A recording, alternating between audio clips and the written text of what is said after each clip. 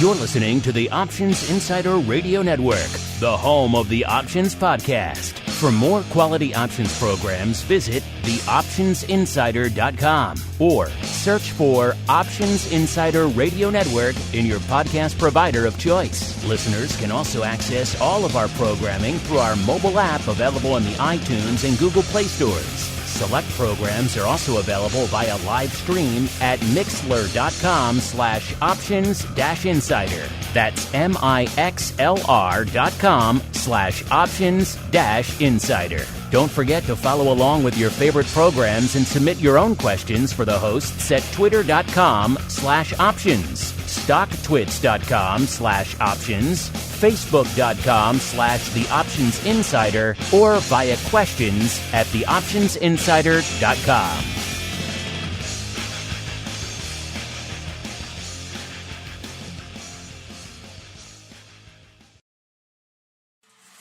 Welcome to Volatility Views, the premier program for volatility traders. Each week, we'll take a deep dive into the world of volatility with in-depth analysis, trading activity reviews, strategy breakdowns, cutting-edge education, and much more. We'll also bring you exclusive conversations with the traders, researchers, and asset managers who are reshaping the volatility landscape. If it involves volatility, then you'll find it on Volatility Views. Volatility Views is brought to you by MIAX, one of the fastest options platforms in the world. MIAX is now trading options on the SPIKES Volatility Index, offering pinpoint accuracy, radically faster dissemination, and a highly transparent settlement auction for confident trading, all for competitive exchange fees. It's time to make a change and give yourself an edge with SPIKES. Learn more about SPIKES at www.miaxoptions.com/spikes. Options involve risk and are not suitable for all investors. The statements made are provided for information purposes only and are not intended to provide and should not be relied on for financial or legal advice. And now, it's time to take a deep dive into the world of volatility. It's time for Volatility Views.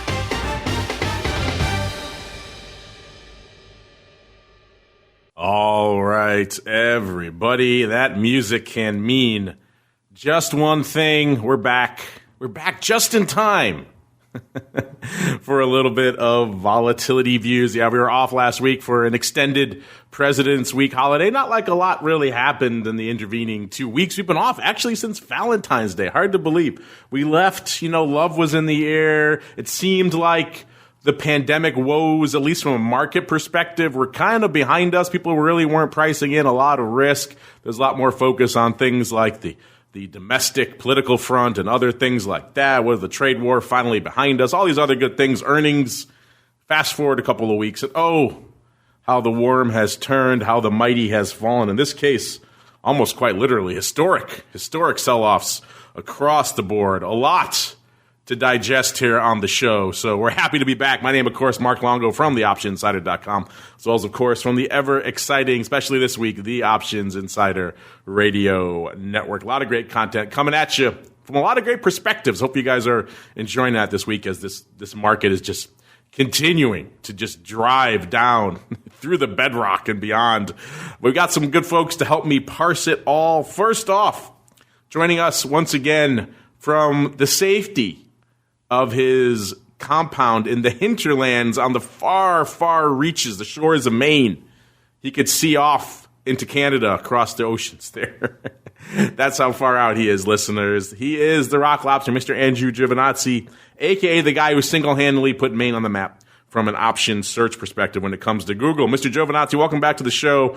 How are you liking life in the compound right now, sir?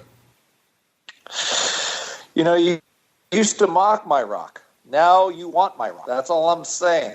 So time, I can wait a very, very long time to be correct, sir. That you can. And I'm just saying, by the way, keep one of those sections of the bunker open. You only need a few slots, like 3 or so. That's all. So keep one of those sections open, just on the off chance that you may have some visitors there from the Chicagoland area in the near future. Forget about the meatball. He doesn't need them. You just need a few extra for us. Luckily, I also have connections in another state nearby. So I can retreat into many vast reaches of the far Northeast if that indeed does come to pass. And also joining us, he's so fired up, listeners, by the volatility that is engulfing the markets right now that he leapt out of bed in the dark wee hours of the morning in Sydney just to join us. He is Mr. Simon Ho, a.k.a. the Spike's father, a.k.a. the CEO over there at T3 Index. Simon, good morning. I wish I had better news to wake you up with, but unfortunately it's not good yet again. And welcome back to the Volatility Views program. Well, thank you. But who said it's not good news? I mean, if you're long vol, you're pretty stoked. That's true. That's true. I'm pretty pleased. That's true. I am speaking from a very certain perspective. I know a lot of our audience likes to take the other side too. So you're right. Depending on your perspective, it could be a great week as we keep on rolling right on into our volatility review. It's time to break down the latest developments in the volatility trading world. It's time for the Volatility Review.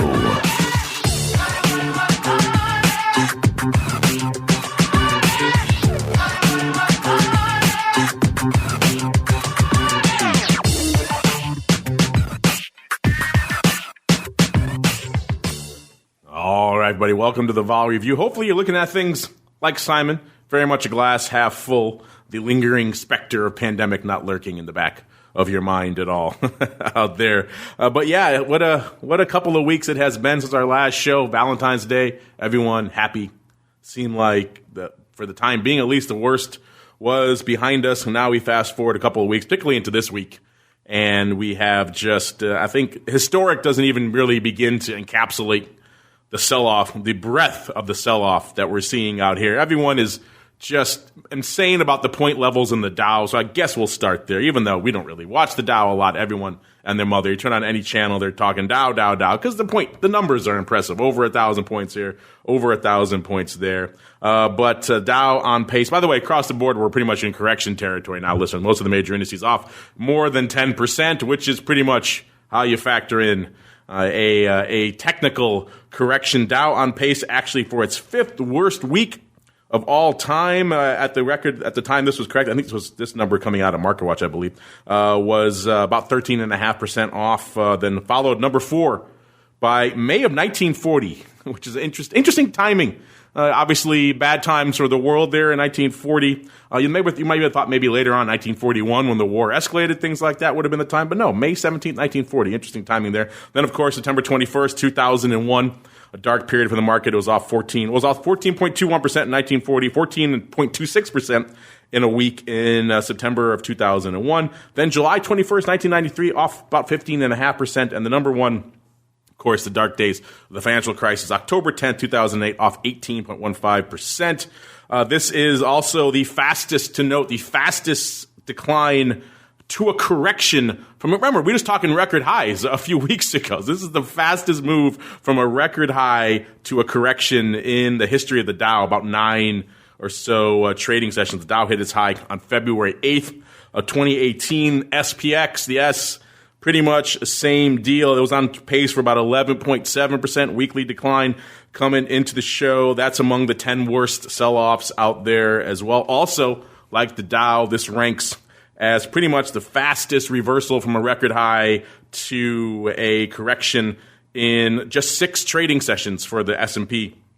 That is the fastest on record for the history of the S&P out there. And if you go, of course, 20% would meet us the actual technical definition of a bear market. Not quite there yet, listeners, thankfully, but interesting stuff.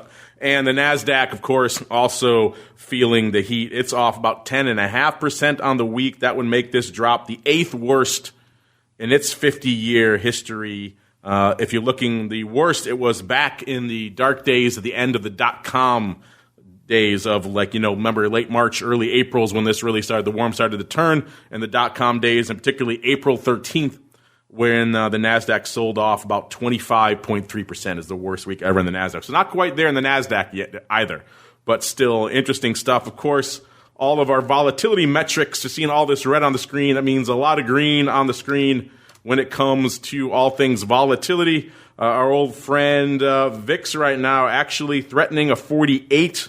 Is at about 47.90. It hit earlier today. It hit about a 48 and a half. That seems like that was, actually, no, it got over 49 and about a quarter out there earlier today. So either way, it's up high, up size from our last show, which was 2 weeks ago now. So in the 2 weeks now, it's up 32 points. We're seeing almost exactly similar levels from spikes. Spikes a little bit shy of a 48 handle right now, 47.85.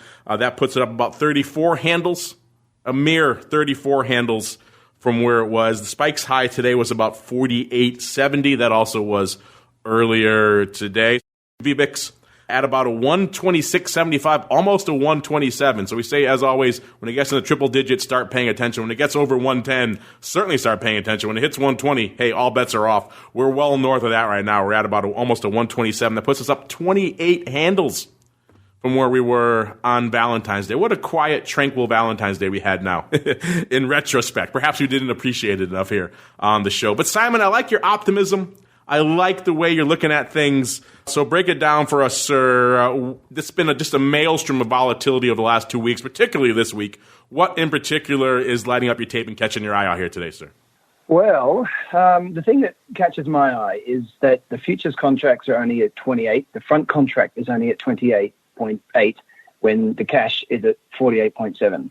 That has got to be, I would imagine, close to a record disparity between the two. Because let's face it, we're talking March. It's 3 weeks away, that front contract. I am kind of surprised by that, to be honest. I'm not surprised with the level of the index itself. I think that makes perfect sense. As you said at your opening there, this is one of the most, the swiftest falls that we've ever seen. Even, I think, comparing the big ones, like the 2008 and 1987. So, this, for me, it feels like the futures prices should be higher. And just so that people know, I mean, you're talking about a 20-point differential between the cash and the future, where it only has 3 weeks to go, pretty much, until expiration.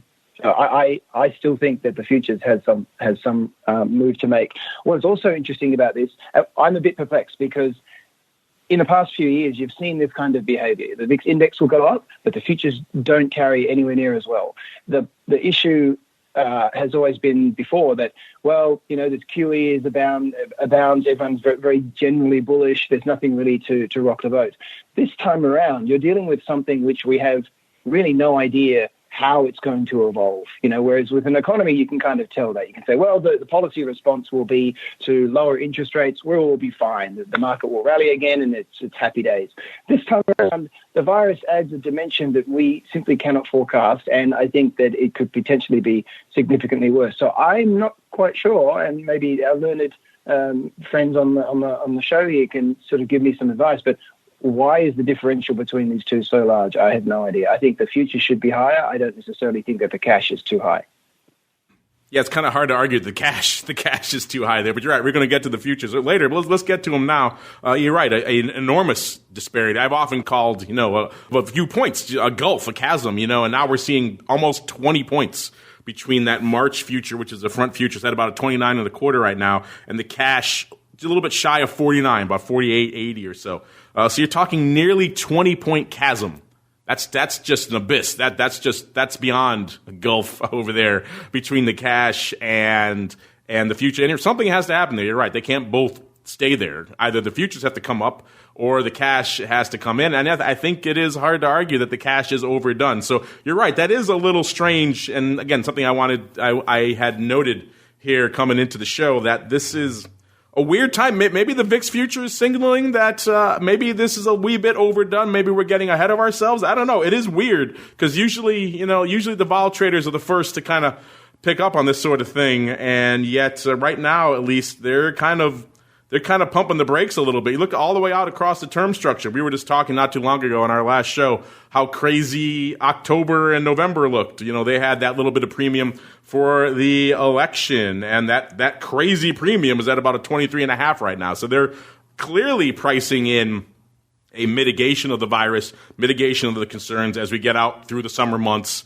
They're not pricing it now, and they're certainly not pricing it a few months from now. So yeah, this is a bit of a head scratcher. This might be a good time to see if we can corral the Thompson twins who live on that VIX futures curve and say, hey, what What the heck? This is a bit of a weird one. Mr. Rock Lobster, I put that same question to you, sir. What the heck? As well as what is going on in the world of the Vol Trading Club? What are the crazies? What are they up to? What are they trading in this maelstrom? Or is this just too much of a good thing for your Vol crazies and they're sitting on their hands, so taking the ball and going home? So a couple of things. So on the Twitter sphere, you could actually go on right now. What is his name? Like, who's six-figure Vance? What's his name? Vance Harwood or something like that?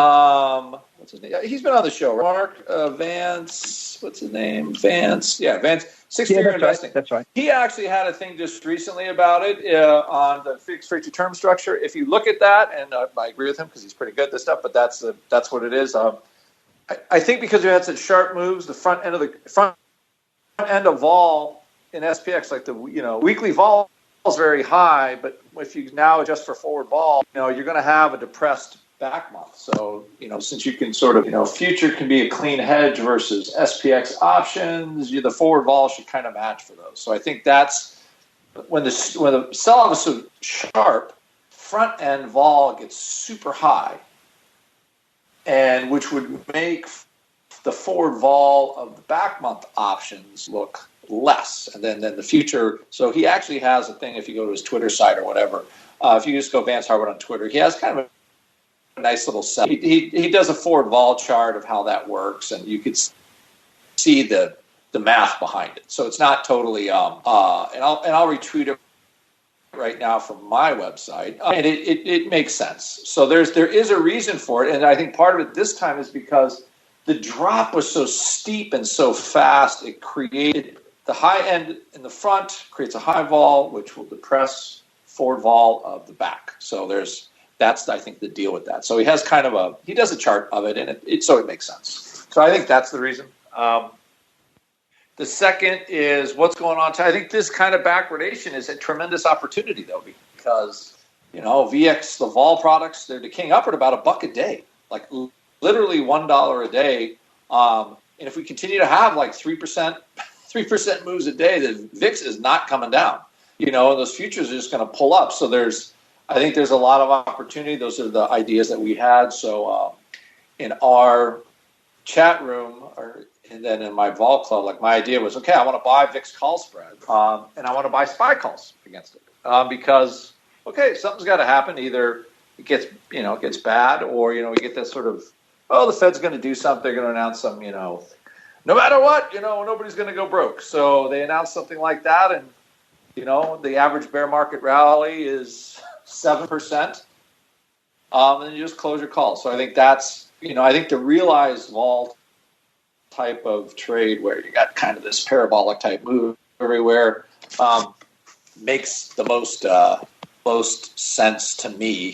Here, and I'm gonna put this in our Skype window here for you guys.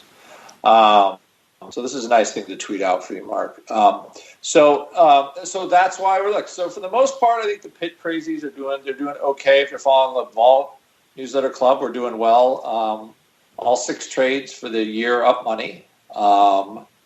And I could have traded them a little better, but they're still they're doing okay because we try to just take advantage of the vol disparity that we have.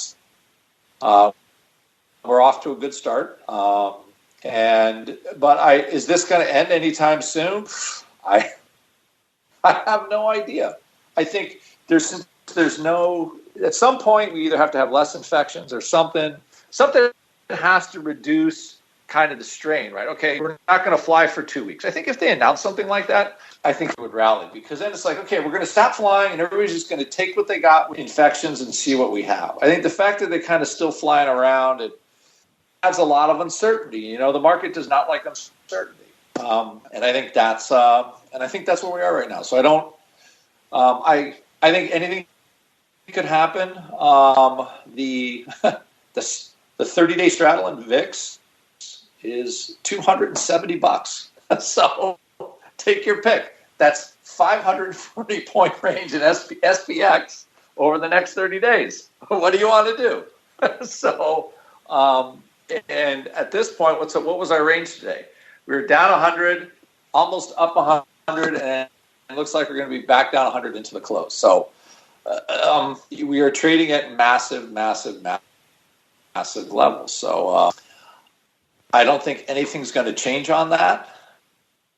And, it would not surprise me for us to be, we're at through 2,900.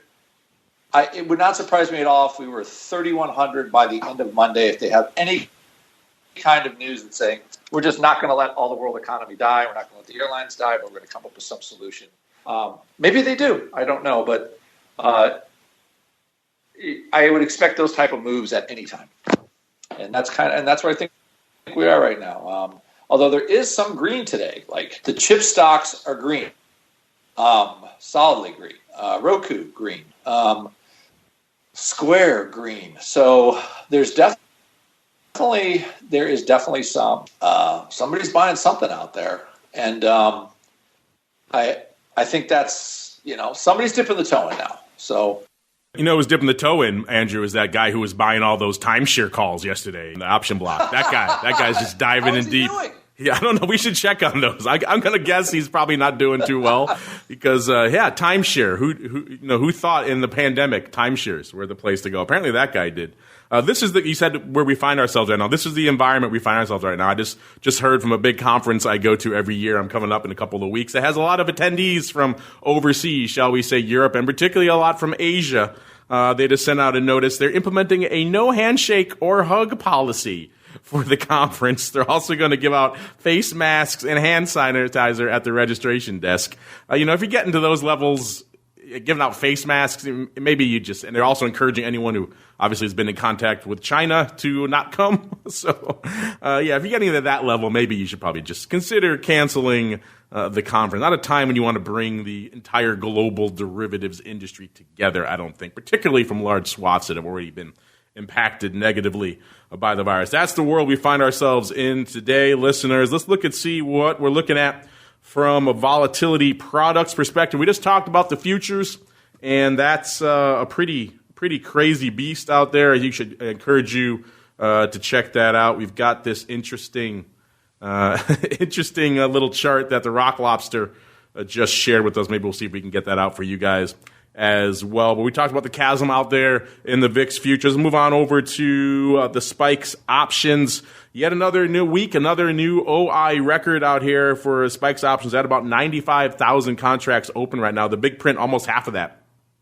are on the April 25's 50,001 to be precise, of those bad boys open right now. Followed by number 2, 25,000, hence the 1x2 of the April 17 call. So if you're playing the home game, it's the 17, 25, 1x2 in April right now, listeners, which is looking pretty good. I got to say, that's looking pretty nice. And then number 3, we've got almost 9,000 of the March 23s, and number 4, about 4,500 of the March 16, so 16, 23 in March. And then round out the top 5, we got 4,000 of the March 25 calls out there. Let's play that same game out here in VIX land as well. Well, before we get to that really quickly, I don't know, Simon, it's been a while, a couple of weeks since we've chatted with you, and you are the keeper of all things Spikes and Spikes options in particular. Any activity or any just interesting developments out there? Are you jazzed for our friend, the 1x2 man out there? Seems like that one's working out pretty good, Mr. Simon. Yeah, it does.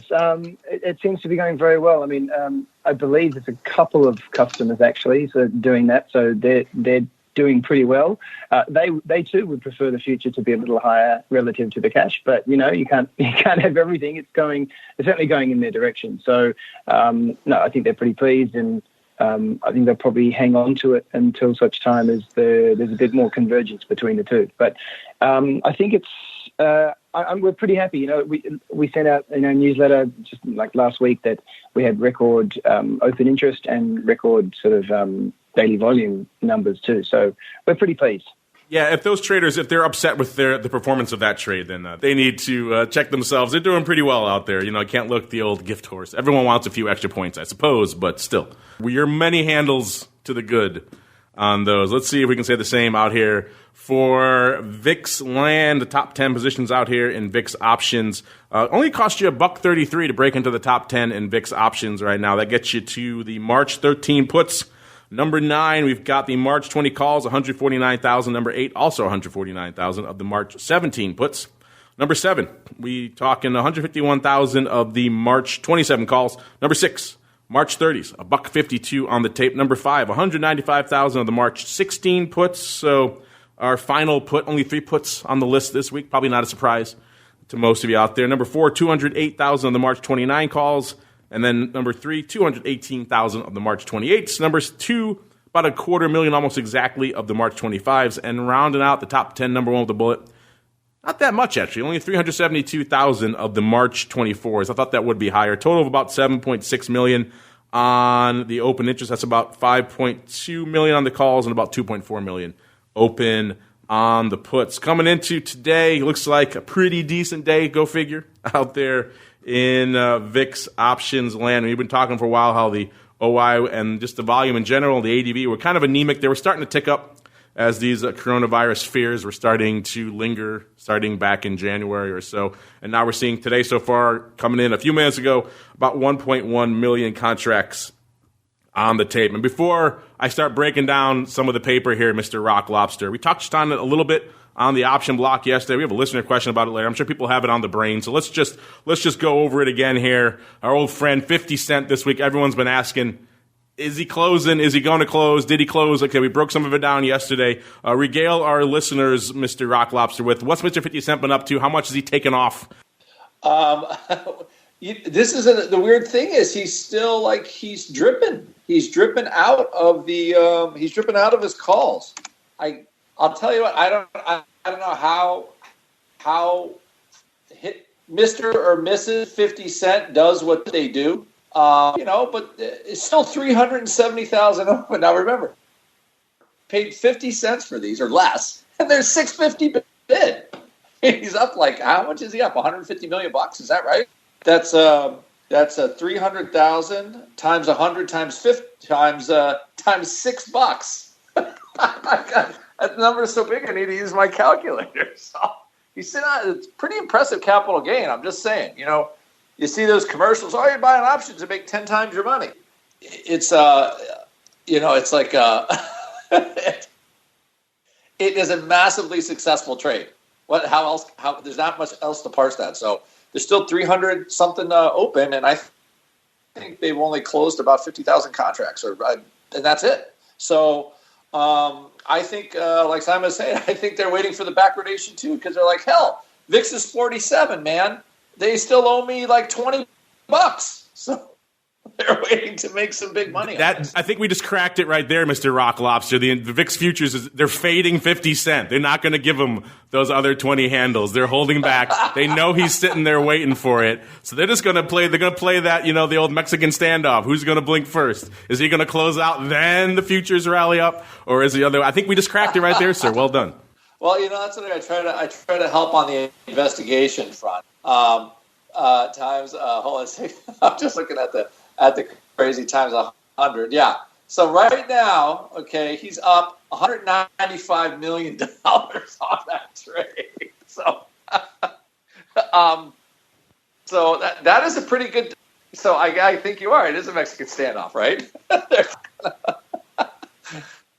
They're going to see what happens. We're going to make you eat those calls and have them all go out worthless. So yeah, I could certainly see an argument for if you're him and you're sitting there looking at these VIX futures, you're like, I'm not taking these off yet. This is absurd. I got time.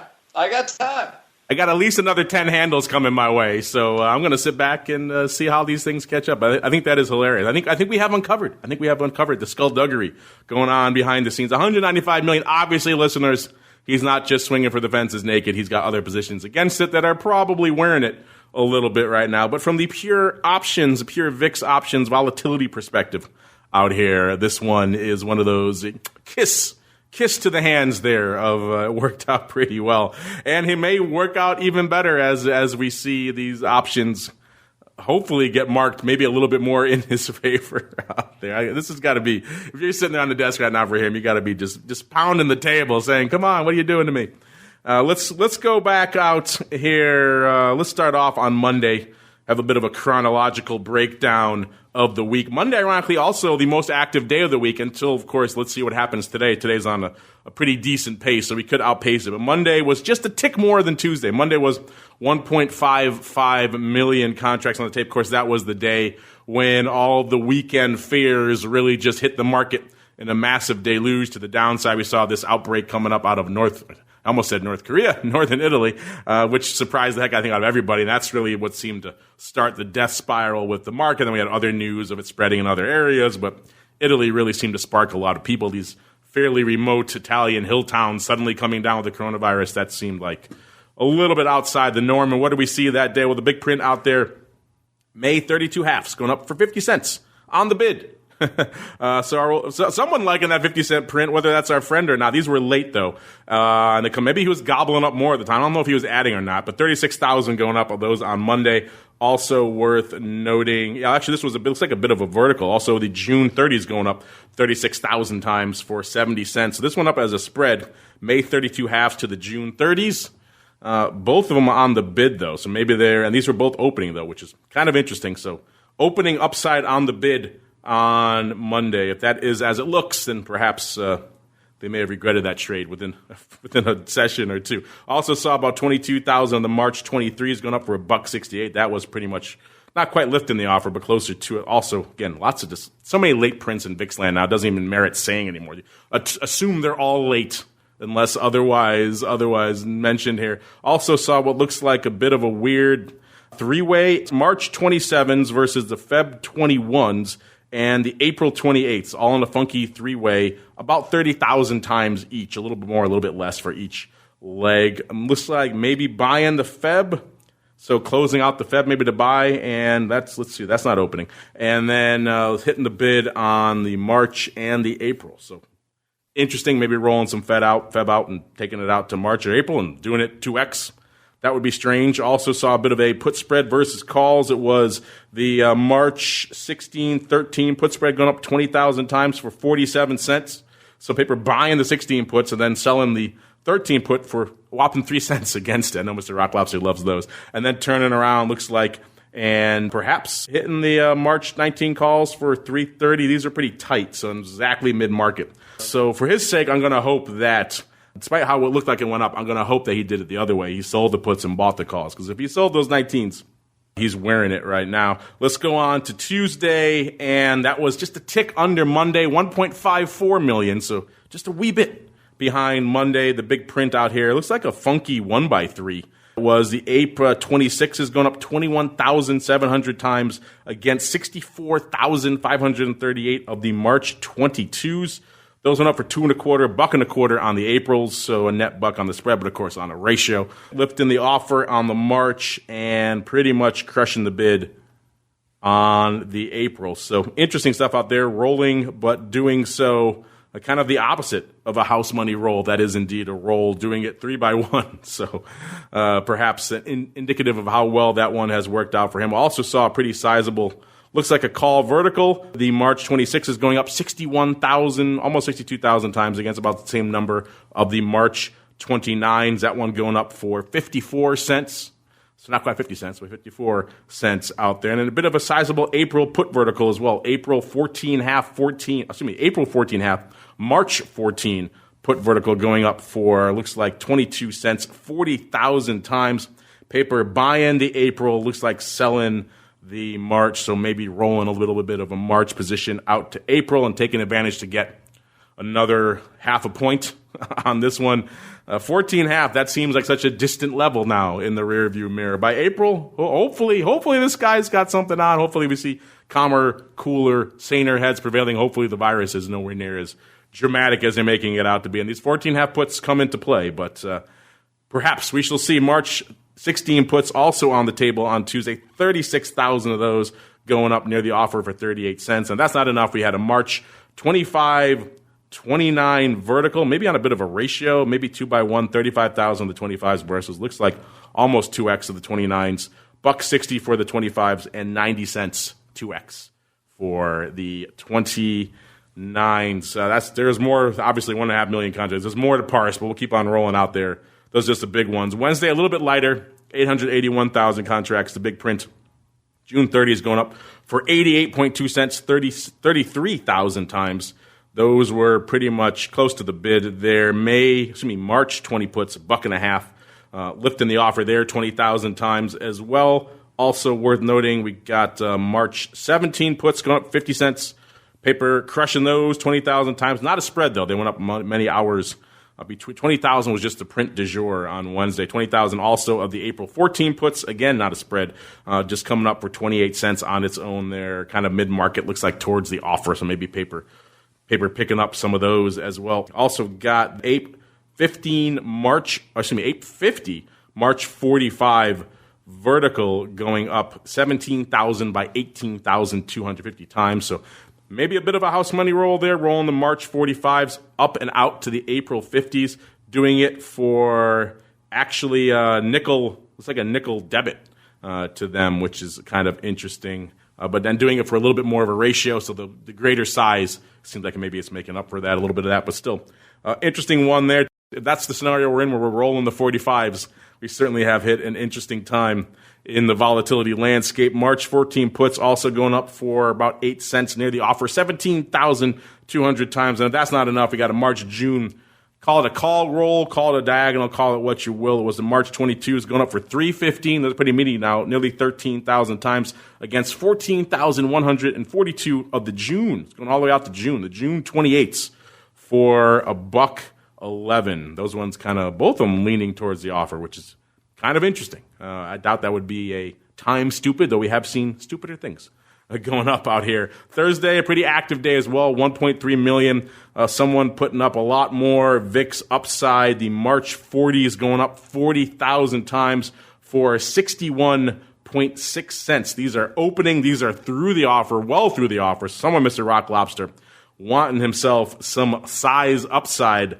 So perhaps our friend 50 opening more? Interesting if that would be the case, but someone wanting to play his game, playing a little bit more expensive. Maybe doing it after the horse is out of the barn, but either way, someone trading way through the offer 40,000 times to get those. Looks like also Mr. Rock Lobster, about almost 35,000 of your favorite trade. Looks like a bit of a line in the sand put, though. Listen to this market, listeners, give you a sense of how crazy things were yesterday. These 820 puts were $1.01 at 209. That's pretty wide for an April put out there. But again, that's the environment we're in right now. And then also 30,700 of the March 20 puts going up for $1.10, kind of near the bid on those. Oh, June 35 is going up for 30,000 times. These are through the bid. Actually, no, I take that back. These are right off the bid. The bid was 65 cents. These went up for about 67.5 cents, 30,000 times. Also late, so take that with a grain of salt. Let's get a little weirder. Let's go out here. A lot of size call prints going up. Let's go out to this risk reversal. Looks like the May 35, 16 risk reversal, 16,750 times, hitting the puts below the bid for 54 cents. They were bid for 60 cents, and then turning around, gobbling up the 35s for 57 cents. Actually got a decent fill there. These were off the offer. 16,750 times. I got a feeling this one looking pretty good today out here. So whatever he gave up on those puts, he's more than made up for now on those calls. And let's fast forward here to today. We could spend the whole day talking VIX paper this week. Today, so far, like I said, about 1 million contracts on the tape. We saw someone taking off the 28s, probably our friend 50, doing looks like about 37,000 of them today for around $4. So put them on 50 cents, taking them off for $4, 8x. I think most people will take that out there. That was some of the bigger prints on the tape today. Also saw 10,000. The March 23 is going up for 7.5. And if that's not enough, looks like a March vertical. The 30-50 going up 10,000 times for looks like $3.10 with paper buying the 30s and maybe selling. So maybe they're rolling that vertical up to the short 50 strike, in which case they might indeed be wearing it on those 30s. I'm just guessing, they didn't sell those for $3.75. But we shall see. Mr. Rock Lobster, before I toss it over to Simon, there's a lot of stuff going on in the world of VIX options this week. Any other prints outside of our friend 50 really catching your eye this week? What about maybe some of these openings here? Someone gobbling up 40,000 of the March 40s. Any of these other prints really catching your eye this week, sir? You know what I just saw? I just saw a lot of call spread buying. People are a lot quicker to pull the trigger now. and just buy call spread. So I just saw a lot of scattered call spread buying, just like Simon was saying. The backwardation makes it interesting. The call spreads are still in VIX, probably in spikes. They're the cheapest way to play the long vol side. And when things are crazy, they're crazy. And it's the easiest way to do it. So that's what I have seen the most of. I actually have not seen for a while. I haven't seen a lot of puts. So there was not like, oh, this is where, this is crashing like this week. I haven't seen that at all. So not as much put action, but a lot of call spread action, call spread action. Yeah, we haven't seen that almost immediate fade like we saw pretty much every other time we saw vol pop. And to their credit, that trade worked out pretty much every other time throughout almost the entirety of the bull market that the vol spiked. The people who faded it pretty aggressively, that worked out pretty well for them. This time, you're right, not really seeing that print go in. Mr. Simon, anything catching your eye in just the palooza of VIX options paper going up this week, sir? Not really. I mean, good on our friend 50 Cent. I mean, how good is that he can actually cash in on that thing? So many times he's bought it and not a lot has happened. So that's really, really impressive. And as Meatball was saying, the returns have just been simply outstanding. So good on him for doing that. And for me, the thing that stands out is I just think that this as I mentioned at the top of the show, it's too different between the futures and the cash. I think people may be relying on historical precedent by saying, well, every time the market falls, something happens. This time around, like I said, I think that the quantity here is very, very different. You're talking about a virus that nobody can really make any assumptions about because who knows what's going to happen. It does appear to be exacerbating around the world, maybe except for China at the moment. But, I feel like 28 on the futures contract in this environment, I think that's potentially too low. Kind of hard to take issue with that. Some people might be taking issue with our old friend VXX right now, though. This is the product that most of you love to fade and have done so pretty aggressively pretty much throughout the tenure of this program. And a lot of people out there were. We were just talking not too long ago about, how crazy it is that, people were lining up on those Feb 13 puts and all the other good stuff that's going on out there as a result. 13 seems like such a distant memory now out there in VXX land, because right now, listeners, we're seeing a VXX north of the 24 handle, almost 24 and a half. That puts it up over 10 handles, nearly 11 handles from where it was on our last show. Hit a high of, looks like 24.90 seems to be the intraday high, and that was a high for the week as well. That was earlier this morning, so threatening 25, though not quite. So all those folks who were fading the downside, not so much this week, but it seems like the worm has turned a bit out here in VXX. As you said many times, and we're going to break it down now, the top positions, it ain't all puts all the time out here in VXX. In fact, quite often the calls do outnumber the puts on the OI. Now, clearly this is fading to the upside with calls as well, but still, for a product that everyone likes to talk about with puts, a lot of calls trading. Let's see what's out here. Let's go to the top 10 out here in VXX right now. Let's see. 1, 2, 3, 4. It's actually 50-50 exactly calls to puts out there, which is, I think, somewhat telling, given what we're seeing out there right now. Number 10, 31,000 of the March 16 puts. Number 9, 33,000 of the June 34 calls. Number 8, 35,000 of the Feb 13 puts. Number 7, 37,600 of the April 14 puts are only April on the list. Number 6, 42,000 of the March 12 puts. Number 5, 45, almost 46,000 of the March 25 calls. Number 4, 46,000 of the March 15 puts. Numero trace here, 60,000 of the March 24 calls. Number 2, 65,000 of the March 23s. And number 1 with the bullet this week, kind of a bit of a polar opposite of what we were just talking about. Everyone was racing to the downside. Feb 14 puts, Feb 13 puts. A lot of love for those. Now, those seem like they're distantly in the rearview mirror because March 22 calls, listeners, 77,700 of those bad boys. Somebody piling into the upside in VXX and liking it, I'm thinking right now, to the tune of a total of about 2.7 million contracts open. It's a pretty active time for VXX. In fact, right now it's threatening, let's see if it got there. Coming into showtime, it was threatening 1 million contracts. It was at 952,000. Let's see if it broke a million. Yes, it did. 1.2 million contracts. Think about that, listeners. I'm not talking VIX. I'm not talking SPY. I'm talking VXX. 1.2 million options contracts on the tape today. That's just stunning paper. The ADV right now, soaring, as you might imagine. It was looking pretty good at around $250,000. Now it's up to 431,000 out there. So just crazy things. Let's just look really quickly at some of the big prints out here in VXX. Let's just look at today. That's all we really have time for. The March 22 is the big print today. Through the offer for $3.65, 46,000 times. That looks like that was a spread against 16, almost 17,000. So a bit of a ratio there of the March 27s going up for $1.76. Oh, there's another leg to this as well. There's 4 legs to this. So it looks like it may be and then the March 22 is also going up 18,000 times again. So 2 legs of the March 22s. Total of it looks like about 64,000 of those against April 27s and March 27s for 30,000 and 17,000 respectively. Weird print out there, but that's putting up a lot of the paper out here today. That one spread, it looks like it accounts for over 100,000 contracts just in and of itself. 20,000 of the March 21 puts going up for 85 cents, and 20,000 also. This is it's like a put vertical. March 21, 18 put vertical going up for, looks like about 68 cents, 67 cents here, 20,000 times paper. Buying the 21 puts, selling the 18 puts. So buying a bit of it, so not all upside all the time.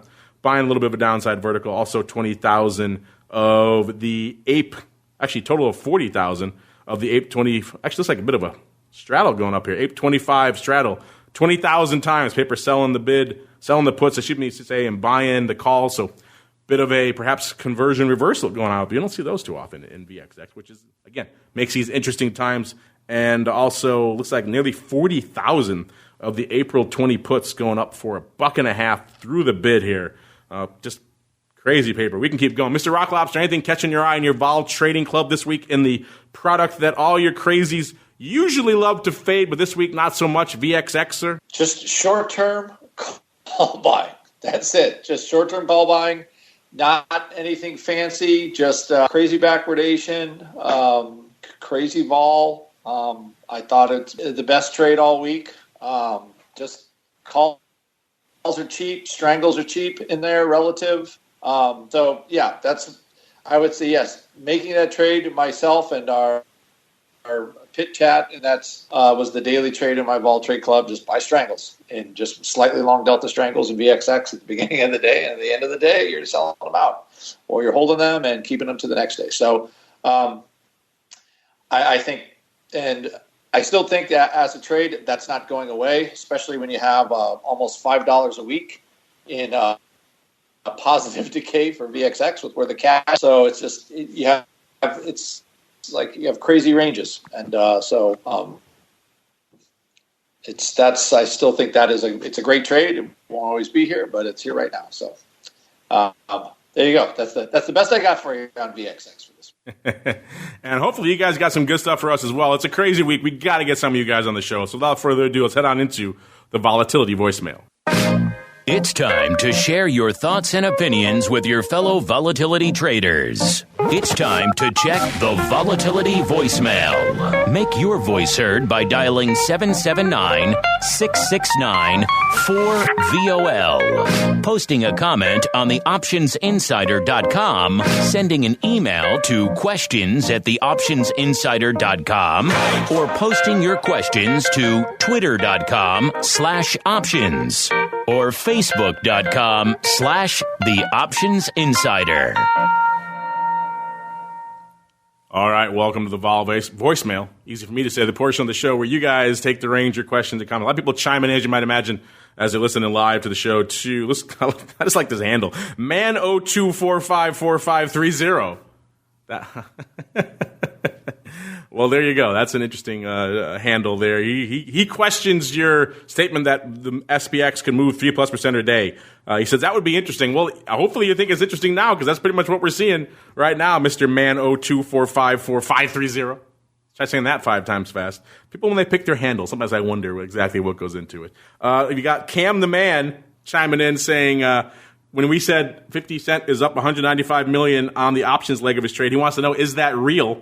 Yeah. That's real money. I mean, obviously, he hasn't taken it all off. That's paper money right now, so it could go away. We are kind of speculating that these futures are probably going to move his way, in which case the options will look even better. And that's probably, if I'm him, that's probably what I'm hoping for as well out there. And of course, obviously, he's not doing these options in a vacuum. He has something else against it, which could have made or lost, probably lost, could have lost more than that. Maybe not, but you never know.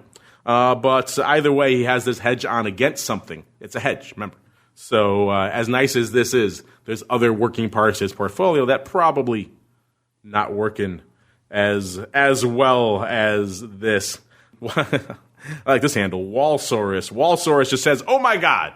Yeah, I think we're with you there. "Oh my God" is an appropriate response to what we're seeing out there in the markets. Go back under your covers. It'll all be good soon here, Mr. or Mrs. Walsaurus. YELA wants to know, did 50 Cent take his profits? Thank you. Yeah, we just talked about that, YELA. But he's still, as you mentioned, he's still sitting on a decent amount on this position. So interesting stuff out here. We'll let you know. We'll have a 50 Cent watch. Maybe Mr. Rock Lobster, I'll task you with that. What do you say? You'll be on 50 watch.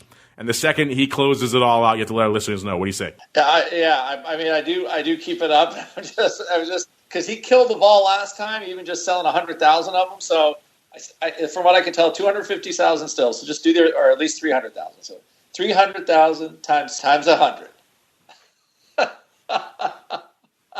Yeah, it's pretty basic math. That's a lot of moolah. Pretty basic math at the end of the day, and when you're calculating it in your position, it looks pretty good. Let's see here. Interesting thought question. This is something we've talked about before. Haven't touched on it in a while, but it seems appropriate given where we are right now. It comes from Thomas. I've heard it said that it's best to buy VIX when it's high and sell it when it's low. Is that true, and or why, if that is indeed true? Interesting comment. We talked about this before. I don't think we've given Simon a chance to weigh in on this in the past. So, Mr. Simon, do you agree with this old adage? And if so, explain it to Mr. Thomas why you do, sir. Oh, thanks for the curly one, and I like it. This is a very vexing question. I guess there's a momentum aspect to this law, which is that if the market is going up, then that's the way of the traffic. Then you should buy, and conversely, if it's going down, don't fade the move, go with it. So that's a old adage that traders use to try and determine whether or not they should be long or short something. When it comes to VIX, it's a little bit different though. VIX is a different property. A stock price can keep going down all the way to zero, whereas we're talking about a quantity here which is different than that. It's not just the value of something specific, like a commodity. You're talking about the level of volatility. So it has. There's a few properties that make it a bit different. Like there's something called a reflective boundary. So what that is whenever the vol gets to sort of 10, you find that it reflects from that point, no matter what's happening, just because it's just too darn low to sell. So volatility is a little bit different than that. And so on the one hand, yes, you could say, well, follow the trend. But I think that with volatility, it's a bit different. I think there's a tighter cap and a tighter floor. So you have to be cognizant of that and get out, I think, a little sooner. It's not as simple as just saying, ride with it. Hopefully that makes sense.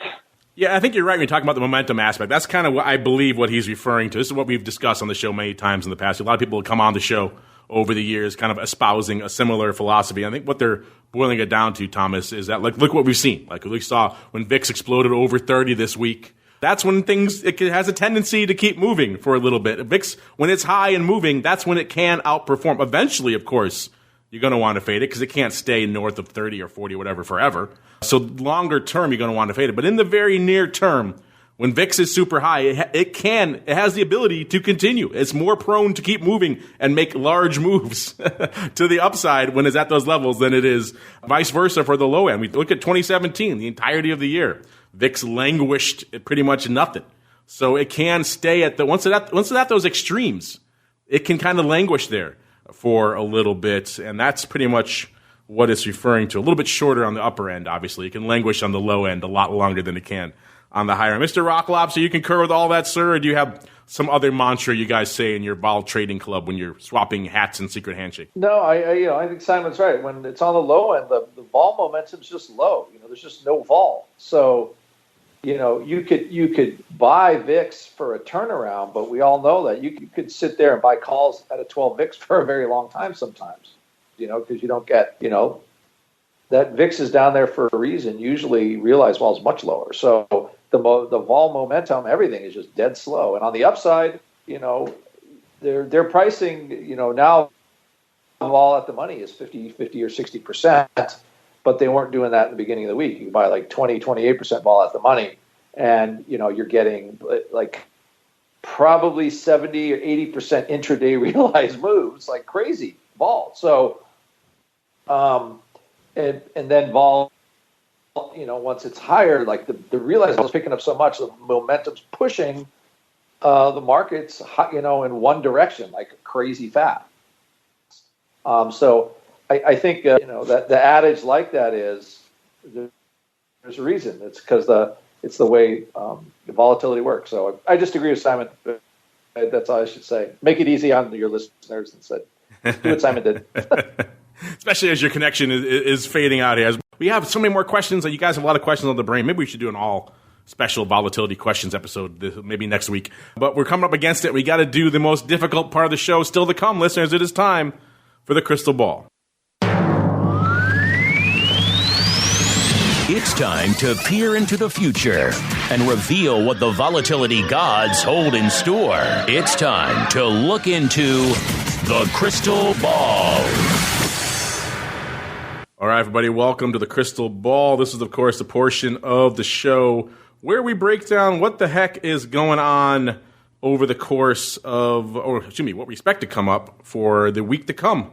From a vol perspective, I've been trying to delay it a little bit to give everyone some time to process because this is a challenging one, listeners. I'm just looking here right now. I'm trying to calculate our results from last time. We prognosticated last on Valentine's Day. We were guessing for the subsequent Friday, and we were pretty much all low. Not quite as off as we are this week. So we weren't guessing for this week. So I won't make our prognostications. At the time, weirdly enough, I was feeling the most vol. I was at a 15.25, and at least on the spike side, it was at about almost 18.25 last Friday. So I was within 3 points. Everybody else was pretty much lower. Andrew, next closest at 14.85. Then Simon was feeling a little bit less at 14.65, and our guest Pat Hennessy was way to the downside. He was fading this pandemic. He was at a 13.5. So none of us were within our 1 point margin of victory last week. And if you fast forward to this week, clearly those prognostications ain't going to do it. So we're going to kick things off. There are no winners for this week, so I have no obvious people who have to go first. So tell you what, Simon, since we so rudely ripped you out of bed, I will give you the choice. I will allow you to choose whether you want to go first or if, in turn, you want to choose someone else to go first. Have at it, sir. Meatball goes first. Oh, well, he's lucky because he's not here. So that would mean, I guess the Meatball's work wife, the Rock Lobster, will have to stand in for him. That's you, Mr. Rock Lobster. Simon has tapped you. You get the dubious honor of going first today. This is a tough one. It's okay, Simon. I've been called worse, so that's okay. He actually just wants to do that so he can scum me, which we all know really what the real reason is on that particular. That could be a smart move this week. Somebody go first. This is one of our more challenging ones.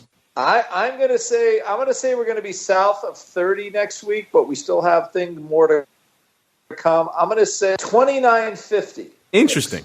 29.5 for the Rock Lobster out there.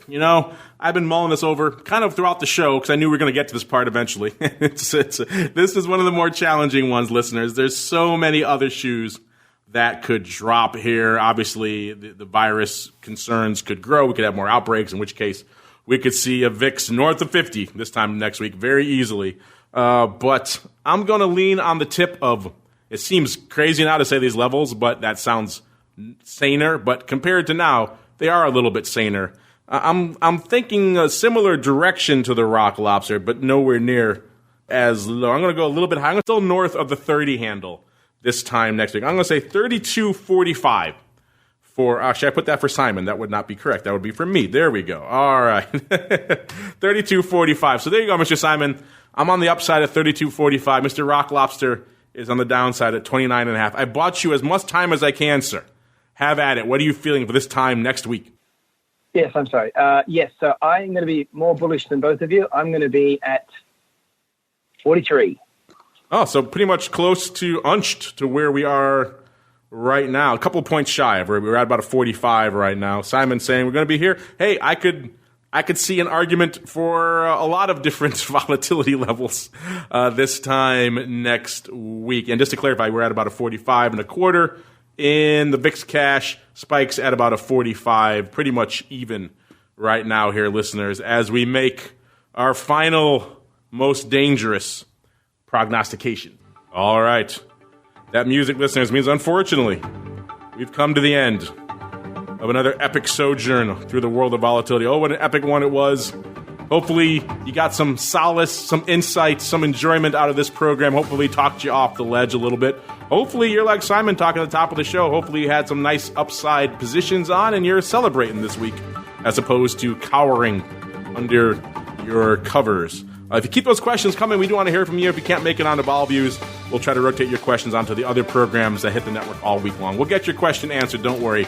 So keep them coming. But before we go, let's go back around the horn. Let's give Simon pride of place because we dragged him so rudely out of bed.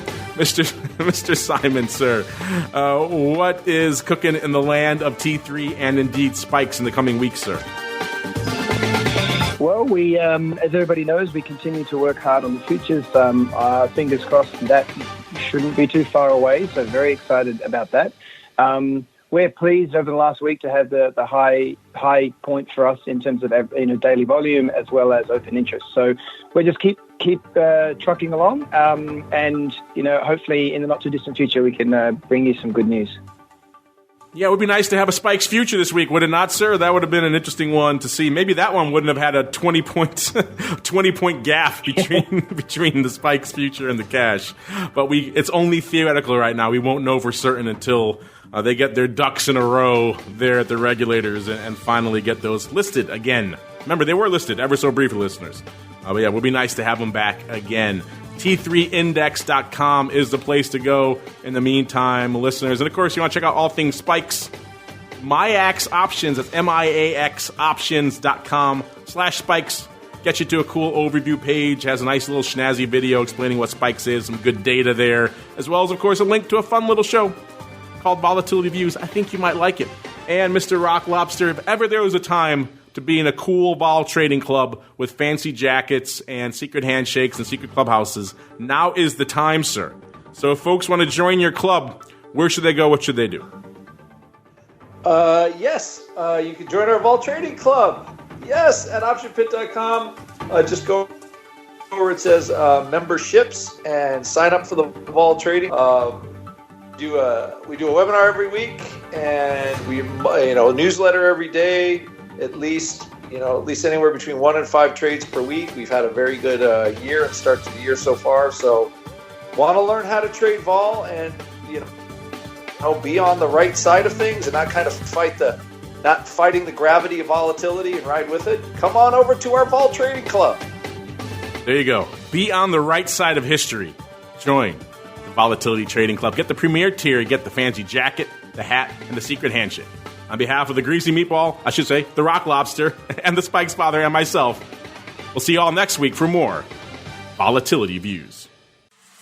Volatility Views is brought to you by MIAX, one of the fastest options platforms in the world. MIAX is now trading options on the Spikes Volatility Index, offering pinpoint accuracy, radically faster dissemination, and a highly transparent settlement auction for confident trading, all for competitive exchange fees. It's time to make a change and give yourself an edge with Spikes. Learn more about Spikes at www.miaxoptions.com/spikes. Options involve risk and are not suitable for all investors. The statements made are provided for information purposes only and are not intended to provide and should not be relied on for financial or legal advice.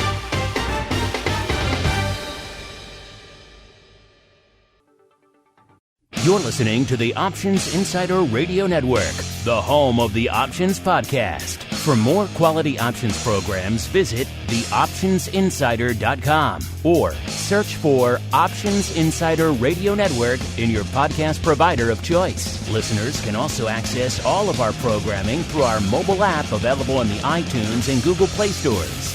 Select programs are also available via live stream at mixlr.com/options-insider. That's MIXLR.com/options-insider. Don't forget to follow along with your favorite programs and submit your own questions for the hosts at twitter.com/options, stocktwits.com/options, facebook.com/theoptionsinsider, or via questions@theoptionsinsider.com.